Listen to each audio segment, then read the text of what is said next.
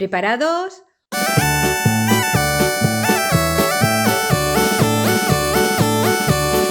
Tía Clementina se va al mercado con un zapato verde y el otro colorado. En la pollería se compra un pollito Y sigue caminando seguida del pollito.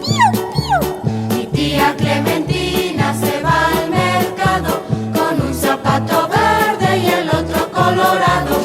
En la zapería se compra un sapo Y sigue caminando seguida del sapo y del pollito.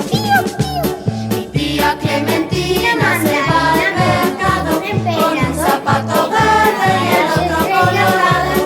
En la pavería se compra un pavo Y sigue caminando seguida del pavo y del sapo y del pollito. Mi tía Clementina se va al mercado con un zapato verde y el otro colorado. En la torería se compra un toro Y sigue caminando seguida del toro y del pavo y del sapo y del pollito. Llegando a la esquina la arresta un policía por armar escándalo en plena vía.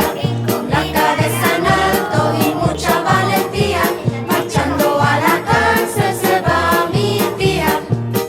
Y el toro y el pavo y el sapo y el pollito y el policía. El juez dicta sentencia con gran cordura.